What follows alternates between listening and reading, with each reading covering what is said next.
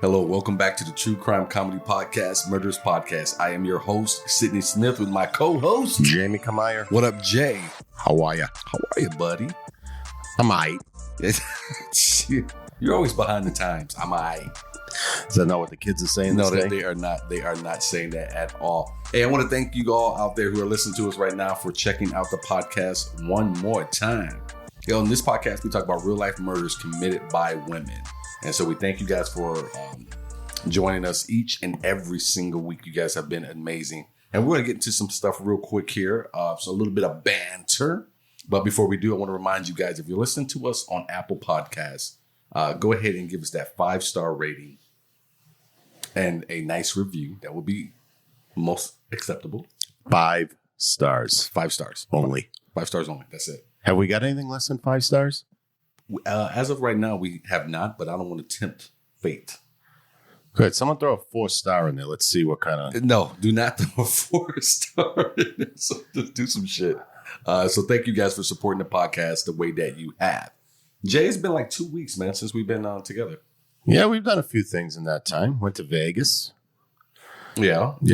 Went for my girlfriend's birthday, and she was... I'll give her credit. You know, she was... playing, I was giving her 20. She put it in the machine, and if she got the money, and if she won, she had more than $20. She would cash the ticket out, give me the ticket. I'd give her another 20, which is actually a pretty good system. And yeah, she's telling me to keep it. You know, that was I took her, so I paid for everything, which as she does when it's my birthday, right? And she was winning here and there, and then she won like $350 on one spin, and she cashed it out and gave it to me. And she was a little, she was having a good time. We'll just say that it was her birthday, as she should. And she has not brought it up again. I cashed that ticket, and we're still waiting for it to come up again. You are aware she listens to this podcast. We're going to edit that part out. Because I don't think we do the editing. So I keep asking, you won't show me. I think it's very interesting that she gave you the money, because you don't see that too often. No, she kept saying, well, it's your money, you paid for it. I'm like, no, that's not the point, but okay. I mean, I'm not saying specifically we don't see it from her. I'm just saying in general, most of the time, birthday folks don't give their winnings away. Yeah, I wasn't asking for it. That right. was just her way. She was appreciative of the whole weekend, and I guess that was just her way. She has fun playing, unless you win thousands of dollars, and it's whatever. And then you get no cut. Then you're out. Oh, then I'm sure she would have remembered. What else happened in Vegas, man? Did you do anything cool? Do anything, any good eating or? Yeah, we went to this. So it's this Mexican restaurant we went to last year on her birthday. I couldn't tell you what the name of it is. I know whatever the Spanish name for island. I know that's in the name. That's how, because she remembered it. I had no idea how she remembered it, but we found it, and it was great. Like this hole in the wall place that we just happened to find. It was awesome food. I wish I could remember. It's well off the strip. It's good 4 or 5 miles off the strip. But wait a minute. Wait. Did you guys stay on the strip? Yeah. We stayed in New York. And you jumped in a car and left the strip to go eat? Yes. Okay. Yes, it was. It was a lot cheaper. No, that's not why we went. We went because she loved that food last time we went. But gotcha. Yeah, it's good. I mean, I'll never go back to New York again. If you've ever been there, the whole casino, it's a big circle. Yep. It's so easy to lose your bearings, especially after you've had a few. And just every time I was in the casino and I want to go back to my room, I had to ask somebody, point me in the direction of this tower. New York is not my favorite place. I've never stayed there, but it's not even my favorite place to even go walk around in. No, I don't like it at all. I'm almost kind of like, okay, all right, I've seen it. Let's go somewhere else. It's in a good location, but that's about it. What, do you think do you like that location? Yeah, it's good. That's the MGM, the Tropicana, and what's the tower that looks like a kid's casino? Oh, Circus? No, not Circus. Not Circus. What am I thinking Excalibur. About? Oh, Excalibur. Yes, and then you start walking, and everything's right there. If you wanted to start walking up the strip, everything's right there. It's like a kid's casino. And it looks like something they like to cater. Bring your kids here. But you said you guys do walk the casino or the strip. Yeah, she loves it. I don't know why. I have to wear a sombrero because I'm a ginger out there and it's like, hey, let's do this at noon. But it's her birthday, so that's what we do. Walk the strip. Where does she want to go? That she? I don't know. You get a drink. I mean, it's not a terrible time. It's just that it's at that time of year, it's humid. Yeah. When you walk, and you can walk up the strip with a drink, and it's kind of cool. It's people watching, which is always fun. But yeah, I want nothing of that. Before you escaped to Vegas, we had a very cool something. We did our live show. Oh, yeah, we did. I forgot about that. You did. Of course you did. We did our first live show, and that's why we haven't been together in a couple of weeks, because normally we're together at least once a week, folks, obviously, because we have to record this thing, but we haven't, because we put the live show up last week. I know. I haven't seen you for a little bit now. Yeah, it's been a while, so we should have some shit to talk about. Have you put on weight? No. Have you? Possibly. Okay. So the live show was amazing. Not being rude about it. Before we jump into it, I do want to give some shout outs real quick. First, I want to give a shout out to one of our loyal listeners over in Australia, Casey. She's also one of our Patreon members. Shout out to all of our Patreon members, but just a quick shout out to Casey because she's one of our newest ones. Oh. So thank you, Casey, and thank all of our other Patreon members who support the show and keep this thing going, because, you know, this shit ain't free, y'all. So thank you, Casey. And then we'll shout out to some of our live show attendees. My wife, Tamara, who was there to support. Your lady, Avelia, who was there to support as well. And then some good friends like Taryn and Silky and Petra and Ryan and Sean and Joe. Casey Bruno, who's a new friend and new listener, hopefully, of the podcast as well. Shout out to you. Thank you for coming out. She had a Murderino t-shirt on. Oh, that group there. Yeah, which is I loved it, because that Murderino group is strong. You know, for that, you know, for people out there who are not aware of it. I mean, I don't know how you could not be. If you're a true crime podcast listener, you are aware. But My Favorite Murder, I believe, is probably the #1 true crime podcast out there, and their fans are loyal. Yeah, and there's a lot of them. Tons of them. So, Casey, I appreciate you coming out and sharing some of your love of true crime with us in our podcast. And hopefully you're listening right now, and hopefully you dig it. So thank you very much. And then, of course, got a shout out to the CB Live staff, who did an amazing job all the way leading up to this by putting together specialty drinks for us, Pop-Tart drinks for us. It was a little sweet, not going to lie. They were Pop-Tart drinks. There's literally a Pop-Tart in it. It was. They did an amazing job with that. I want to say that's Rachel actually came up with that. So shout out to Rachel, who's one of the managers over there. Shout out to Courtney and Cassie, and shout out to our homie Noemi for coming out and supporting. But she brought us some delicious cookies too. Cookies, and who brought all the Pop-Tarts? Taryn brought all. Taryn, thank you. Yes, I just put down a couple. He got to my house and where's the Pop-Tarts? I said, there are none. You're lying. I saw them. So There's no way you went through those. Yeah, I'd never seen a man cry over Pop-Tarts until there was no tears. Yeah, until he opened up the cabinet in my kitchen. So shout out to them. And then there were more people that were there as well. I apologize if I didn't mention your name, you're listening right now. I do apologize. You can take me to task by following us on IG at Murderous Podcast, or going to our website, murderouspodcast.com. Let us have it. And shoot me a message. Let me know, you son of a bitch, you didn't mention my name. But we tried to mention everybody that we could. And thank you guys again for supporting the way you did. It was amazing. So thank you. Yeah, there was the guy with the patch. Thank you, guy with the patch. Is that what we're doing? The guy with the guy with the eye patch. We appreciate you. You're such a dick. I don't know his name, but I'm glad he came and hung out with us. Oh, you know what? And shout out to the comedians too, man. You guys did awesome. Ladies. Setting it up for us. Amanda and Jackie. Jackie set the table for us. And to shout out to my man on 98.3 FM, Anthony A, for emceeing that thing and keeping the ball rolling for us. I got his phone number that night. I don't want to brag. That didn't sound good. Huh. Well, are you jealous? I'm not jealous. I got some new golf clubs, man. Oh. Get some pings. Pings, huh? I'm very happy about this. I'm just getting back into golfing. I've stayed away from it for a lot of years because I'm a little obsessive compulsive. Well, consider if you could jump the back fence of your yard, you'd be on a golf course. It's probably a good idea. Yeah, but this is a private country club golf course. So I had to become a member to golf that course. Who would know? But you just show up in the middle of hole 8. I'm 2 under, buddy. Don't talk to me. You know, you guys left me back there. Just walking up on people. I took the day off of work for this.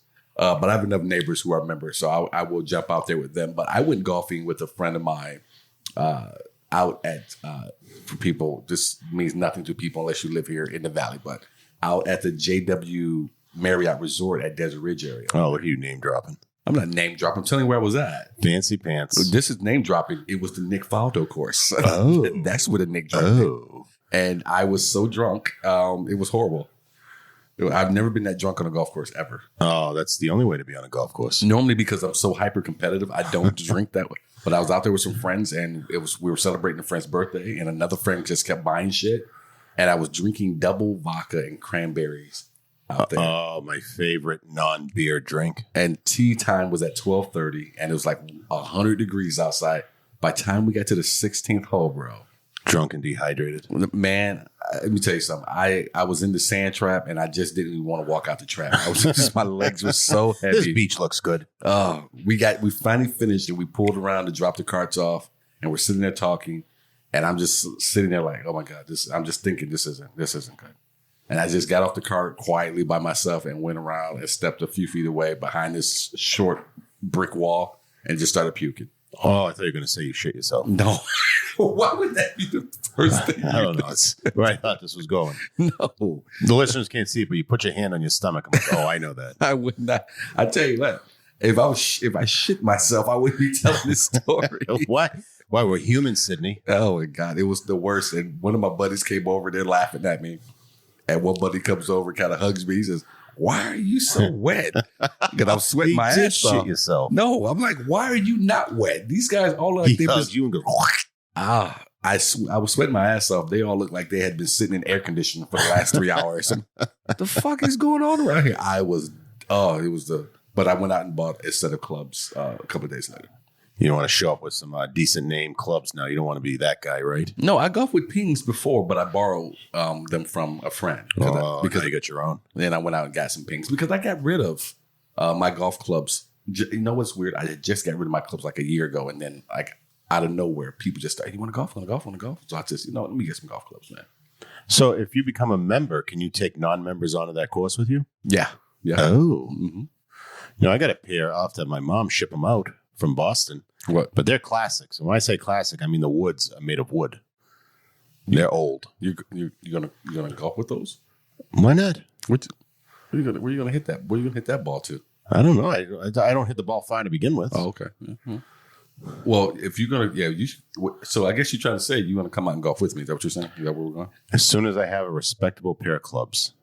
I got a buddy of mine who wants to go golfing, and he says, "Yeah, let's go." I'm like, "Have you golfed before?" Like, no, but I just go over to the range and start hitting some balls. I said, "I'm gonna need you to kind of get your game together first before we go out." Yeah, you hammer one and it slices, you're gonna hear a window break. That's it. Yeah. Like that Nick Faldo course. Yes, Nick Faldo. Oh, Nick. There's a couple of holes that are 500 plus yards.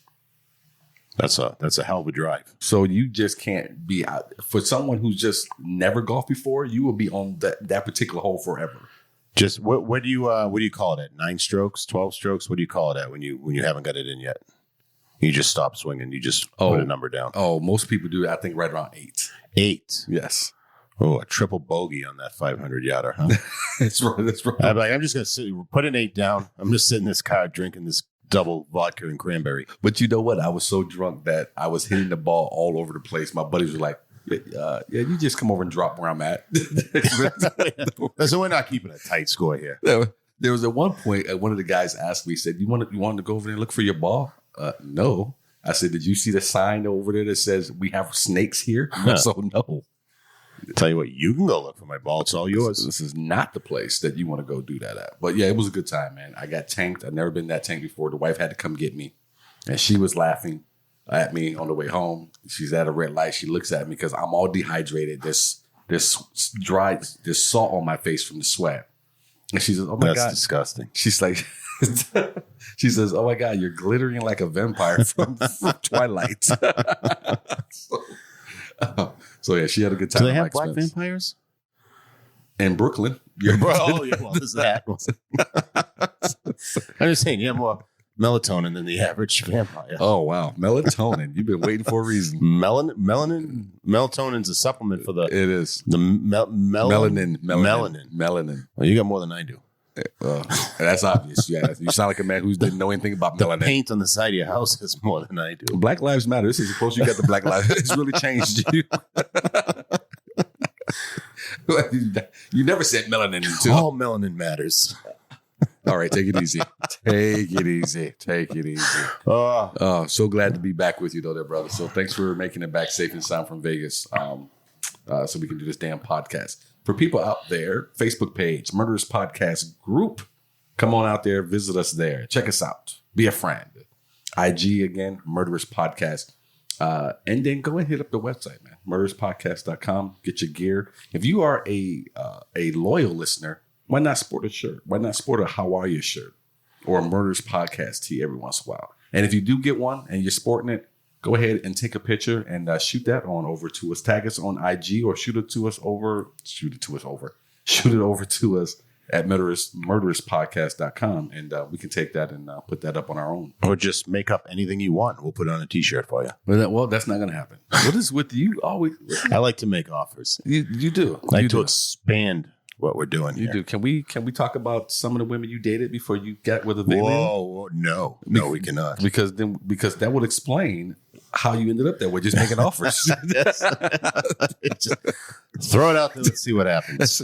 That's the most serious you've ever got. No. Oh, you got my voice down pat. You couldn't even put a sentence together. Whoa, no. Yeah. I didn't know you were playing dirty today, Sidney. I'm not playing dirty. I was just one saying. melanin joking. Yep. And don't do it again, bitch.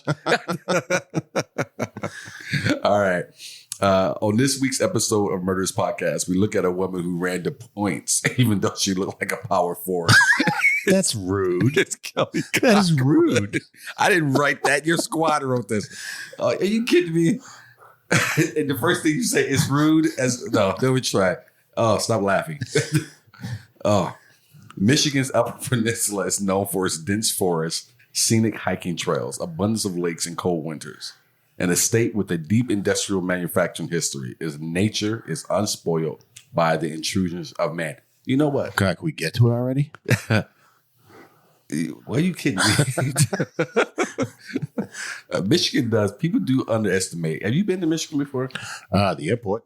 Okay. Had a layover once. There's obviously we have amazing beaches and lakes and so on. So we have 5 lakes. So obviously everyone knows that.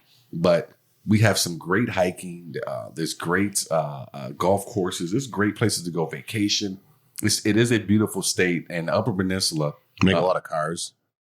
Well, not as many as they used to. No. Not as many as they used to. But it is a beautiful state. It's God's country, as attorney Michael Shoke calls it. But Shoke's client, Kelly Cochran, spoke to a different reality. One of extramarital affairs, drug abuse, murder, and if she is to be believed, cannibalism and serial killers. I like where this is going. Oh, do you? You're into that, isn't it? Oh, right. Kelly Marie Cochran was born on June 5th, 1982, as an adult. She was a good size at 5'10", 165. God, let it go, dude. This is a human being. Her and her husband, Jason Cochran, were originally from Merrillville, Indiana, less than an hour's drive from Chicago. I could picture her, though, with the elbows out, driving to the lane. Look, man, 5'10", 165 pounds. I think that's not a power forward. She got an inch on me. Well, oh. Maybe not in the U.S., but if she tried out for like the Slovakian national team, Slovakian, she'd be driving. So they grew up next door to each other, and after high school, they got married and started their own business, servicing swimming pools. They were an odd couple, but they seemed to genuinely love each other. Friend Jennifer Ammerman told Oxygen TV that Kelly was the conversation person. He really didn't say much unless we got him talking about something. After 10 years of manual labor, Jason's back gave out. Tested you. You failed. Whatever. Jason's back gave out, and he was no longer able to perform his job. He was often in excruciating pain, and Kelly took over paying the bills and just about everything else. Oh, way to go, Kelly. Yeah, man, she kicked it in. All right. In 2013, they Lots decided to put on those big shoulders. I feel like she had the back to pull this off. I feel like I feel like you're taking shots at her because your shoulders aren't very large. Well, she got an inch on me as it is, so I'm a little bitter. Yeah, it sounds like a little butt hurt. In 2013, they decided they needed a change and moved to Iron River, Michigan, in part so Jason could get legal marijuana, which helped with his back pain. Did you see Chris Webber is starting up something in Michigan? For marijuana? Yeah, man. No, I did not know. $175 million investment. Oh, wow. He had that laying around, huh? Yeah.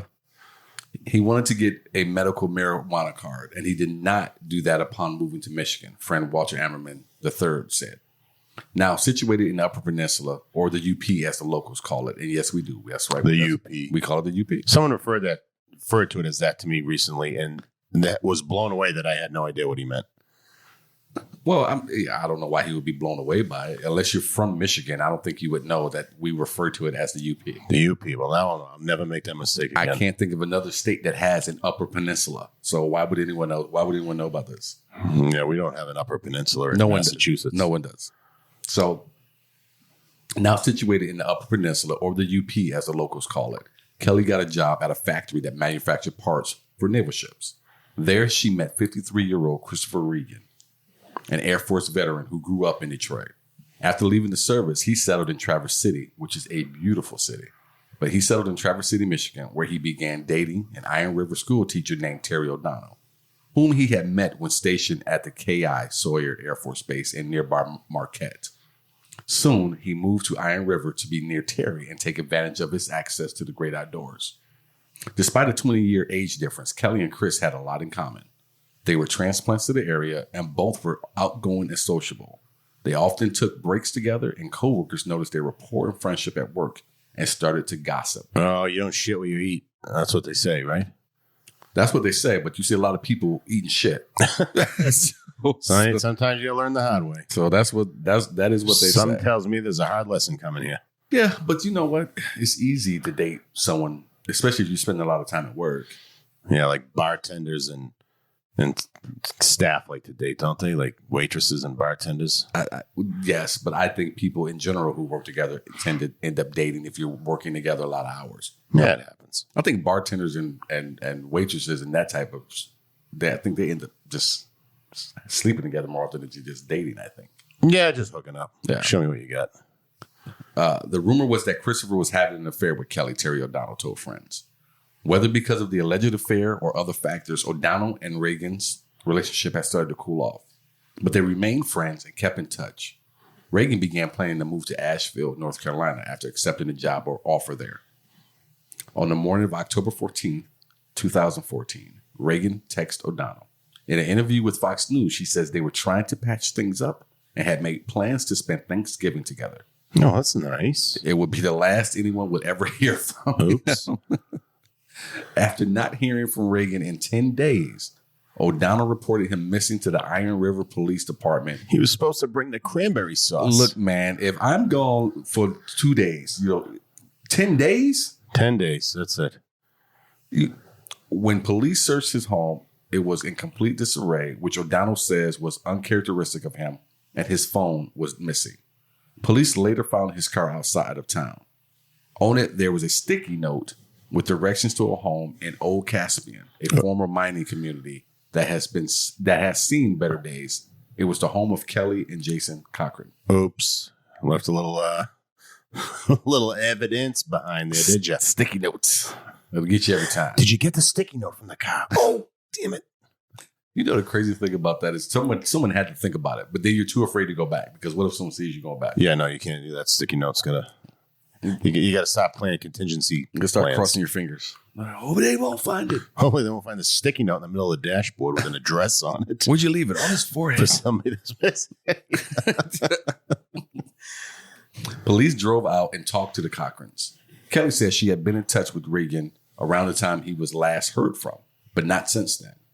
Iron River Police Sergeant Cindy Barrett told reporters she found Kelly friendly, outgoing, not the least bit nervous, but that Jason was emotionless and stood off to the side. He was thinking about that sticky. Right, this bitch. It's back in my mind. I became suspicious, but I had nothing to base my suspicions on, Barrett said. Co-workers of Reagan and Cochran told police about their rumored romance. Is it Barrett or Barrett? I'm saying Barrett. Well, that's something you put in your hair. I don't think it's Barrett. I think it's Barrett. I don't think it's Barrett either. Well, then we'll just make up a new name then. No, it's not. It's Barrett. Beret. Let's go with Beret. No, we're gonna go with Barrett. Barrett. Okay. How do you spell Barrett? I have no idea. Yet you are over Barrett. I would spell Barrett. and possibly 2 T's. No, that's not. That's Barrett. All right, if you guys want to send us an email, let us know. You know what? How you spell Barrett and Barrett. Oh, fine. You know what? I've said Barrett for the first half. I will say Barrett for the second half. All right, let's see it. You can stop lactating, you big crybaby. Mama. Co-workers of Regan and Cochran told police about their rumored romance. So they brought Kelly and Jason in for a formal interview. Kelly admitted that she and Chris were having an affair, but that she and Jason were in an open marriage, and he was fine with it. Oh, I bet that's a fib. Their interview with Jason, however, seemed to contradict this.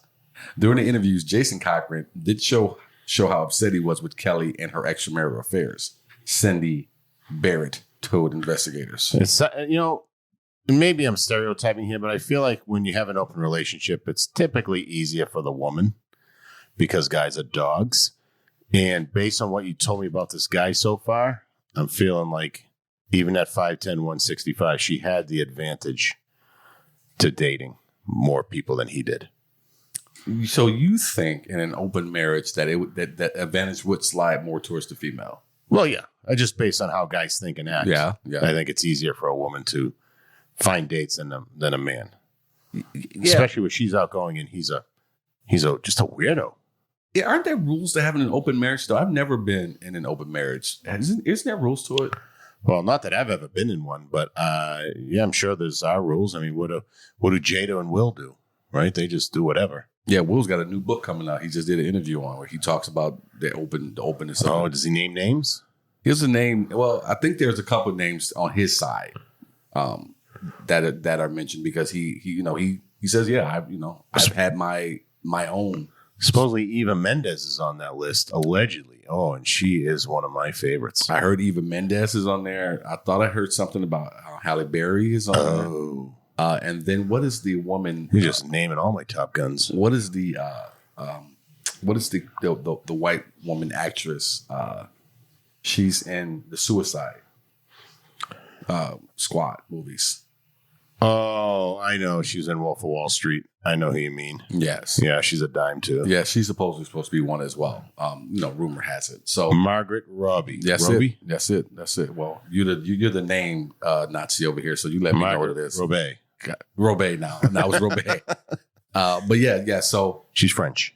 I've never been in an open relationship, let alone an open marriage. I've never really even thought about it. I couldn't see myself being okay with that. So I've been in an open relationship. I've never been in an open marriage. Have you been in an open relationship? Well, I guess it would be called dating.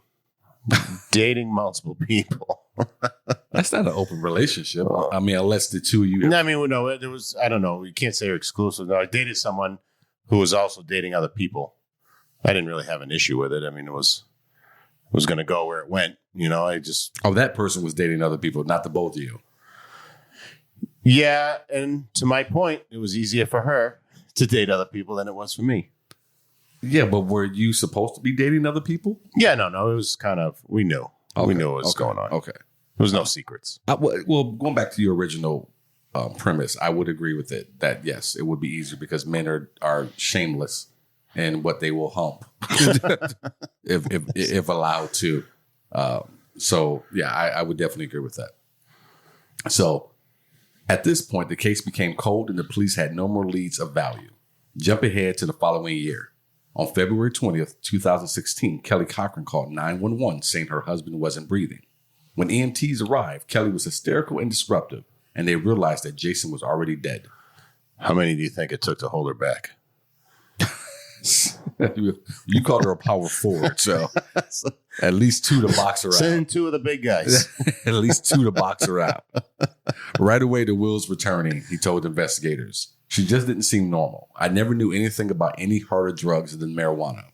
When the Hobart medical examiner examined Jason's body, he confirmed that he had been taking copious amounts of drugs, but it also showed that he had died from asphyxiation, from strangulation. That'll do it. That would do it every time. His manner of death was homicide, Lake County prosecutor Nadia Wardup told investigators. You got any issues with how I pronounced that name? No, I couldn't say that one either. Okay. You couldn't say the other one. I don't even know if I spelled it right. Police repeatedly interviewed Kelly Cochran and thought she was about to crack.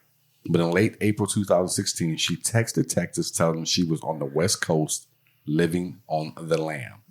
A what do you call it? Dope bludger, as they say. That was for Casey. How does this keep coming back? A dope bludger. How does that keep coming back? Yeah, it's just something that stuck with me. That's the third or fourth time. This is the third or fourth different episode you dropped dope bludger. Dope bludger.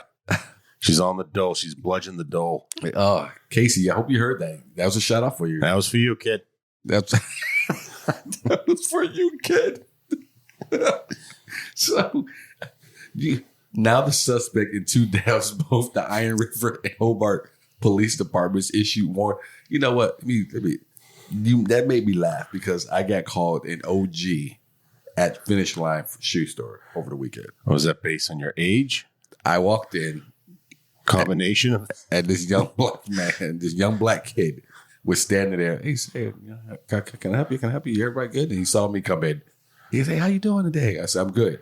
And he looked me up and down, looked down at my Stan Smiths that I was wearing, my Adidas Stan Smith. And of course, they were silky white. And he said, oh, he leaned back and like, oh man, you from way back. You an OG. You an OG. I went, OG. You talking about your shoes or your whiskers? Talking about my shoes, man. And my whiskers. And so I left out the store with Tamara and I said, this kid called me an OG. How old does he think I am? Oh, get used to it, man. And Tamara says, old enough to be his father. I said, that kid was 30 years old. He was a day. She goes, he was not. He was 16 or 17 years old. You just wanted him to be 30. Oh, I said, I should go back there and beat him up. This is for the culture. I mean, Jay, he leaned back like I just stepped through a time warp. Like, oh, you an OG. Like I was a black and white TV. Just walked. To this. So ever since then, man, I've been feeling old. So they weren't New Balance. They were not New Balance. You didn't wear your white New Balances. The big blue N. I was at the sandwich shop and I lost my temper, man, with this kid behind there because I said I like everything. As you would say, I'm pretty particular. So I asked him to cut my sandwich in half. He squeezed while he was trying to hold one side. He squeezed the fucking sandwich. Oh, was he wearing gloves? Yes. Oh, all right. No, but shit's coming out the sides of it. What are you doing? Anyway, it became a whole thing. And I ended up leaving and I told him I don't want this damn sandwich. Actually, I threw the sandwich back on the counter. I was so mad. And we got Tamara's food. We left. And I said, pulled a Karen? I didn't pull a Karen. You pulled a Karen. I did not. I said, but I looked at Tamara and said, where's the customer service? And I was telling someone this story. He said, oh yeah, you're old. You start saying shit. Where's the customer Were you service? Flabbergasted over this situation? Dude, I was ready to be violent over this situation. I was very, very upset with this crew of people. I would never. Maybe he was just giving you a pre-grip for the sandwich. I would never go into Mr. Good Sense located at Bell and 91st Avenue ever again. Ever again. Oh, well, you have it here. Good Sense. Mr. Good Sense, right? Yes, Mr. Good Sense. Sense. Yeah, no, I would never go into one, period. No, the sandwiches are good. We'll go to the one that we normally go to on Thunderbird. I would never go You to get the Subway, location. Jimmy John's, and you chose with the one that's dying. I won't do Subway. Subway is awful. They're the Kmart of sandwiches. And I don't go to Kmart. There's only a few left and they're dying. Wait a minute. And Kmart's gone. Was there a couple out there? No. Bradley's? Do we got Bradley's left? I don't know what the hell. What is a Bradley's? Maybe that's just a bag. Zayres? I don't know. I'm just naming shit. 5 and dime. Was there a 5 and dime left? No 5 and dimes. You know what? I think some of those might still be out there. My mother used to call it the dime store. And she said when they first opened, everything cost a dime. And I don't know if that's true, but my mom told me, so I'm going to believe it. What's that? I'm sorry, I missed that. You missed it because you're texting on the phone during a podcast. Who you talking the to? wife, man, the wife. Let me. I can. You know what? You take it up with her later on, buddy. Let me know how that works out for you. We're gonna have a talk. I remember what we talked about on the live show. What do we talk about? That conversation. If someone ever remember during the show, if someone, the woman was discussing how she was going to shoot her husband in the dick. Yes, and then you asked the audience, hey, if my wife ever says to any of you that she's going to shoot me in the dick, I expect you to not take it as a joke. Yes, let me know. Yes, that's right. And I don't think any of you stood up and said you would let me know.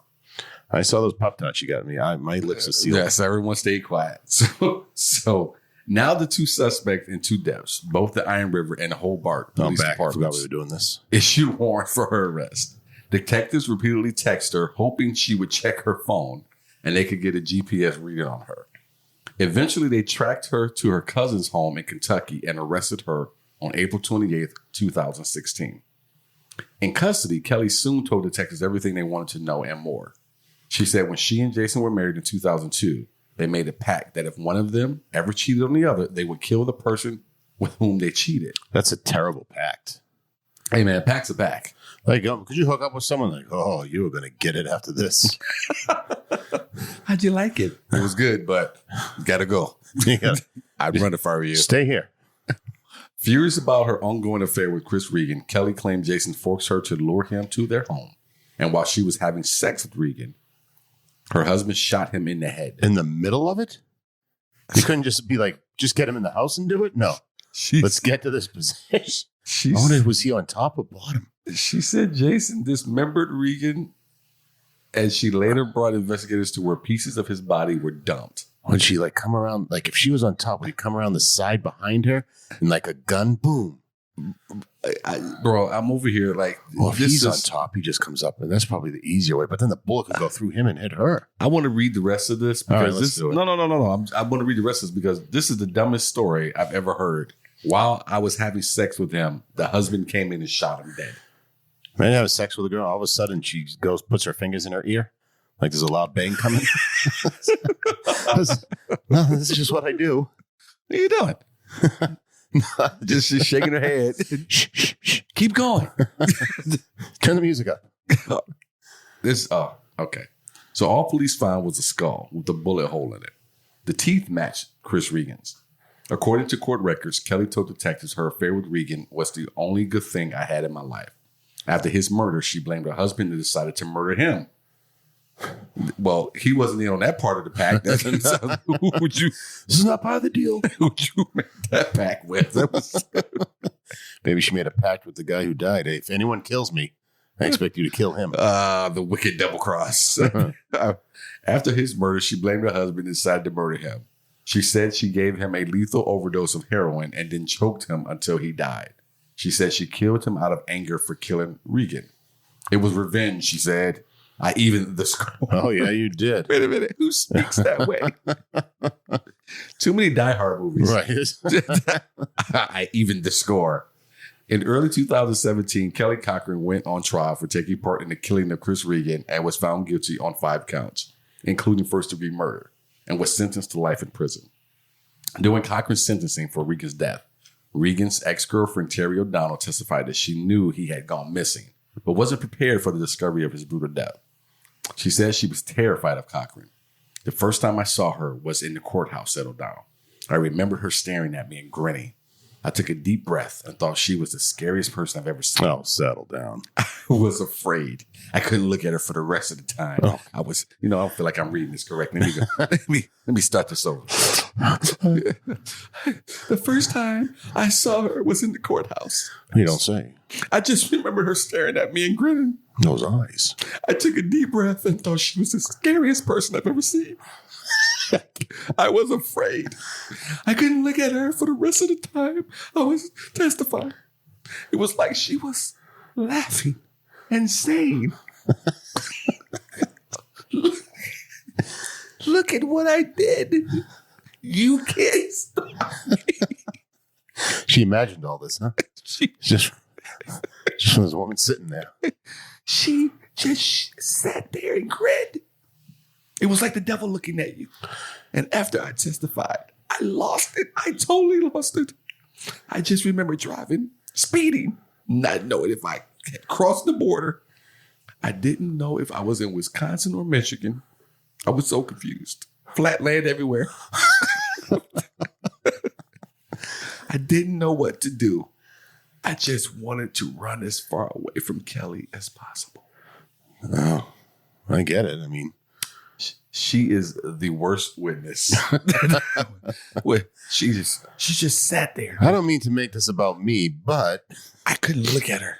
She was laughing and saying, "Look at what I did. You can't stop me." You think she strangled him with her bare hands? She's been weighing on me. If she's the power forward, she did. She should have strangled this bitch too. So I wouldn't have to read this stupid testimony. You killed the wrong person. O'Donnell also insisted Regan's murder was not the first for the Cochrans. "I do not think that Chris is the first person that they murdered," she explained. I'll take some proof with that. A side of proof. There's just no way that the first person you choose to kill, you're going to be able to clean up the blood and get rid of the body so that the FBI agents can't pull DNA off the walls. To do what they did to him, I don't know how you could do that if it was the first person you've ever murdered. Now, I'm not someone who would normally just assume things, Jay, but I feel like this interview was done in a trailer park. Sitting on a couch with plastic. She's smoking a pack of Cools. Oh, the Misty Slim 120s. Drinking tea out of a stained cup. Old Wendy's cup says, "Where's the beef on it?" This woman is fucking so annoying. Paper doily under her drink. Shooting someone, that's one thing. You can be far away. Pull out your gun and it's done. But to sit there, take a cut, what's this here? What is it? To just sit there, take a cut up a body, and then to have his parts. Did I? Yeah. Did I trick you there? Now put it in your vehicle and haul it over to the woods and bury it. There's no possible way you could logically think through all of that. I truly believe there are other people out there. Yeah, this could be. But I'll need some proof. Zoinks. Jinkies. Rather than go through a second trial for the murder of her husband, she pleaded guilty in April 2018 and was sentenced to an additional 65 years in prison, according to the Chicago Tribune. Yeah, why not? What else? What you got to lose? All right. Now, this is where the story would seem to end, but there's actually something a bit more interesting here. Oh. Hit me. While in custody, Kelly began making claims she and her husband might have committed other murders. In court filings, Iron County prosecuting attorney Melissa Powell said Cochran claimed responsibility for the deaths of other individuals, which, if true, makes her a serial killer. Okay. Except for one thing. You guys love to pin other murders on someone if they say they did it. Oh, yeah. Who doesn't love a good serial killer? So you guys can just clear cases. Oh, yeah. Clear them up. When were you born? 1965? Well, this murder happened in 1830, but we're going to put this on you. Don't worry about that. It's whatever. In 2018, Investigation Discovery aired the docuseries Dead North, which investigated the possibility that the Cochrans were serial killers. The show featured Iron River Police Chief Laura Frizzle, who was relieved from duty in December 2016. So she might not be the best witness here, is what you're saying. It included unsubstantiated allegations of the couple serving hamburgers made from the Regan's ground up remains at a barbecue that they hosted. Who's writing these movie scripts? This sounds like I saw this episode of Criminal Minds. It was with Jamie Kennedy. Yes. He put it in soup, but still, hey. Yep. One friend described eating a strange tasting burger without realizing it at the time. It could have been human. It was probably a Beyond Burger. You ever had one of those? No. Don't. Ugh. Cochran's family told investigators she may have killed as many as 9 people and buried their bodies throughout the Midwest. That seems like a pretty specific number, having no idea what they meant actually. How about 9? And I didn't hear any real travel throughout the Midwest. More than 8, less than 10. Cochran cannot be prosecuted in Indiana for any additional murders. That was part of her plea deal in Jason's death. It provides locations of other victims. She can do so and not face additional charges in the Hoosier state. She claimed to having other friends buried in Indiana, Michigan, Tennessee, and Minnesota. However, the identities and specific locations of these bodies remain a mystery to this day. To date, no further charges have been brought against Kelly. Are these Cochran. people missing? Like, do we have missing reports? Doesn't sound like it to me, my friend. This is just like, hey, we need something for this TV show. Yes. And, you know what would be good? Hamburgers made out of human flesh. Ooh, that'll spice things up. Yo, before we get out of here, man, what do you think about what's going on in Florida with that young lady? We haven't had a chance to talk about Gabby? It. Yeah, old Gabby. Um, And I kind of want to get your take on, obviously, we obviously it's terrible that she was murdered. So that's the obvious. Right out of the gate. It became kind of a spectacle. I mean, Dog the Bounty Hunter shows up at the parents' house, and then I guess didn't he find a campsite or something 75 miles away that he may have been living at? The parents may have set him up with. Dog the Bounty Hunter. Dog the Bounty Hunter was knocking on the door of the guy's parents. So that would be my question to you. Don't you believe that the parents are in on this thing? Oh, of course they are. Did you see the lawyer for Gabby's family? No, I did not. He came out and said, basically, I'm paraphrasing folks here best I can. We don't expect any help from them because they didn't help us find Gabby. We don't expect them to help us find. Yeah. Well, like there's no communication between these three families, between her family and his. Yeah. Because I'm sure they believe the same thing. What was he going? He was missing 3 days before they ever called anyone. And like, wasn't a vehicle returned in between all this? Like after she went missing, but before he went missing. Here's the thing that blows me away. How do you come back without your fiance? And like, where's she at? I don't know. and you should have never been able to go missing. He should have been put in cuffs or in a room or something somewhere, being questioned. Seriously questioned. Somewhere. Yes, I mean any person knows that that's the number one suspect, right? Any foul play, the number one suspect is the person closest to the victim. But to be able just to come back from vacation, where's Gabby? I don't know. And no one really I am blown away that this kid was even able to escape. I wonder what line he gave his parents. Like, what did he tell them? And then what was their reply? I would love to have been a fly on the wall for that conversation. Do you think he's dead, or do you think he's hiding? What do you think? I don't know. I mean, if we find out he killed himself, I wouldn't be surprised in the slightest. Kind of, it's justice, yes and no at the same time, I guess.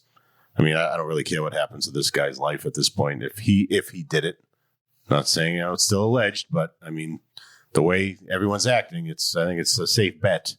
He's your culprit. Well, I mean, the coroner's already come out and said it's homicide. So, yeah, we can all say alleged, but he killed her. Yeah, I'm with you.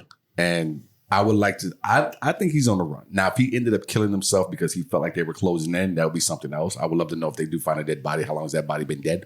I don't think he's dead right now. I think he's on the run someplace. And he could be anywhere after. He's got a 3-day head start. He could be anywhere. And how's that going to go? How did you think you would get away with that? That's what I'm saying. How do you come back and I don't know where she's at. You better have a better story than that, man. He must, based on that, he probably didn't plan on killing her. He probably happened in a heat of the moment type of thing if he was so unorganized after the fact. Well, he's got Nancy Grace on his ass now, so that's a wrap. Oh man, I would probably shoot myself. Once Nancy gets involved, we hadn't had a chance to talk about that, so I was interested to see what you thought about this whole fiasco. And I'm calling it a fiasco on the legal side of things because I don't know how the police fucked this up so bad. I would give him a lie detector test. I know you're a big fan of those. To who? To the guy when they catch him. Do you really need one? Let's just see how it goes. All right. Okay. Better put a penny in your pocket or mouth or whatever the hell they say you do. Put a tack under your foot. Tack under your foot. That's what it is. And just keep every question hit it so it spikes you, and that way there's no variance. I think the penny in your mouth is for you're supposed to be blowing into a breathalyzer or something, right? I don't know how penny's going to stop alcohol vapors coming out of your lungs. I have no idea. This is just, I have no idea. From Sidney Smith Creative, this has been Murderous Podcast. If you like our show, be sure to tell your friends and family. We truly mean that, folks.